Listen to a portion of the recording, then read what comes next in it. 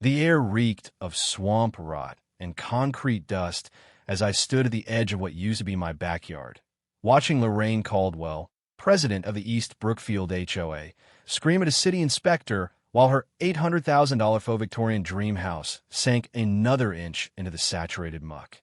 Flash flood warnings blared from parked squad cars. Frogs croaked from beneath drowned lawns. And somewhere across the waterlogged mess, a rusted mailbox floated past like a sad parade float at a funeral. Yeah, that's me standing there. And you're probably wondering how in the world we got here. I never thought that a skinny, barely noticeable creek trickling through my backyard would turn into a battleground. But here we are. For years, that little creek was my sanctuary, my reward at the end of long, back-breaking days welding pipes beneath houses. I'd sit in a folding chair by the water with a beer in one hand, a fishing rod in the other, though I never caught anything more ambitious than a nosy bluegill. The air smelled like grass and life. The only sound at night was the gentle murmur of water over stones. It was peace. And peace, it turns out, is a dangerous thing when someone like Lorraine Caldwell sets her sights on you. Technically, the HOA existed for years on the other side of the development. That side, the new section, as they like to call it, was full of beige boxes with copy-paste landscaping and seasonal decor that felt more manufactured than festive. Our side, the creek side, was the original neighborhood, full of character, old trees, and homeowners who knew how to fix their own fences. We were the remnants of the past, and we liked it that way. But then came the annexation. Lines were redrawn, maps quietly updated, and before we could blink, East Brookfield HOA had oozed into our lives like black mold.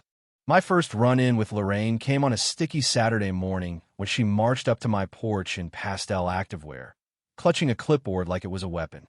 She introduced herself as the community standard chair. I introduced myself as busy. She had concerns, not about my house, not about noise or trash or parking. No, she had concerns about the creek. According to her, it was an unauthorized water feature posing a significant risk to the safety of neighborhood children and wildlife. I stared at her like she'd just accused my lawnmower of money laundering. The creek had been there long before me, before her, before any of these houses. It was natural, protected by state drainage codes and county maps. She didn't care. Lorraine had rules. Rules about fences. Rules about standing water. Rules about uniform aesthetics. Rules for the sake of rules. I tried to reason with her. I quoted county code. I even showed her a copy of my land survey, which clearly marked the creek as a protected drainage easement. She scribbled on her clipboard like she was drafting a restraining order against gravity, then huffed off in a cloud of expensive perfume and seething entitlement. 2 days later, a violation notice was taped to my door. Blue painter's tape. Like I was supposed to believe someone that organized just happened to run out of duct tape. The notice cited unauthorized landscaping and harboring non-native species. Frogs, apparently, were now invaders. I ignored it. A week later came a second notice. This one included threats of $100 per day, fines unless I submitted a plan to bring my yard into compliance. I replied with a formal letter quoting environmental codes and attaching maps. Their response? An inspection.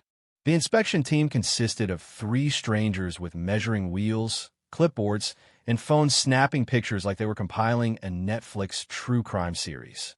Lorraine supervised from the sidewalk, tapping her toes in judgment while I stood at the property line like a statue.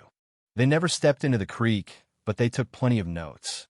At the next HOA meeting, Lorraine stood before the half-interested audience and declared the creek an imminent hazard. She cited risk of erosion, mosquito breeding, and property devaluation. She handed me a packet demanding that I either fence the entire creek, fill it in, or submit to weekly inspections for the next year at my expense. I declined, politely, loudly, in front of everyone. That was the spark. What followed was less of a feud and more of a siege. Anonymous complaints started appearing on my door. Someone dumped landscaping rocks into the creek, blocking its flow. My mailbox was mysteriously decapitated. One afternoon, I caught Lorraine parked across the street in her SUV, camera in hand, snapping pictures of my backyard like she was with the NSA. Still, I held firm. Trimmed the reeds, cleared the banks, kept it natural. Then came the cement truck. It was a Wednesday. I was sipping coffee on my porch when I heard the diesel rumble. I figured it was road work. Then it got closer. Too close. I stood up just in time to see the truck backing down the alley beside my home, a man in a vest waving it toward my creek. "Hey, what the hell do you think you're doing?" I shouted. "Work orders, sir. Drainage mitigation. HOA approved." He didn't even look up as the chute swung into place and gray sludge began pouring into the creek. I slipped trying to stop them. Fell hard. By the time I got up, it was too late. The slurry flowed like a death sentence covering the rocks, the frogs, the reeds. All gone. My sanctuary turned into a concrete tomb. Lorraine watched it all from her car. She smiled. I smiled back. Let her think she'd won. I knew something she didn't. Nature doesn't forget. A week later, the rain came. Not a drizzly torrent. With the creek blocked, the water had nowhere to go. It backed up, spilled over my yard, surged toward the road. Within hours, puddles grew into ponds. Driveways turned into rivers. And Lorraine's perfect lawn? Submerged. It took 2 storms before the real problem showed up. Basements flooded. Retaining walls cracked.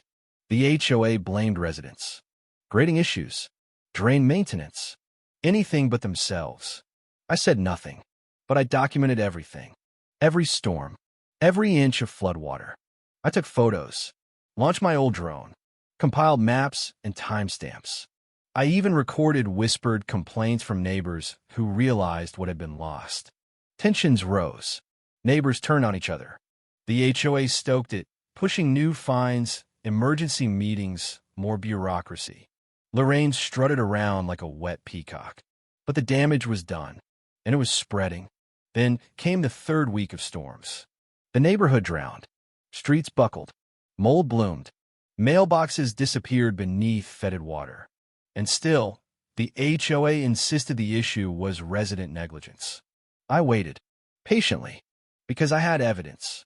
Maps, survey data, drone footage, even a letter from the County Water Authority dating back to 1978 confirming the creek's protected status. I filed complaints first to the county, then to the state. I leaked documents to local media. I sent drone footage to environmental watchdogs. Then I sat back and waited. The city arrived with clipboards, soil testers, survey crews, and then with red tags and cease orders. Lorraine tried to spin it, claimed she had verbal approvals, cried sabotage, threatened lawsuits, but it was too late. The news aired footage of the cement truck, of the creek, of the flooding, of the HOA's reckless arrogance. Lawsuits followed. Insurance companies denied claims. Properties were condemned. Residents evacuated. And Lorraine? She ended up living in a borrowed RV parked on high ground, surrounded by the mud she'd helped unleash. The HOA dissolved. Bankrupt. Broken. We rebuilt. Together. Creek restored. Stones and reeds returned. Native grasses replanted. The water flowed again. And with it came frogs. Dragonflies. Peace. At the creek's edge, I planted a wooden sign. It said, "Nature always wins. Not out of spite, but truth. Because no rule, no concrete, no HOA can ever conquer the land. Not forever. It remembers. It waits. And when the time comes, it reclaims what's its own."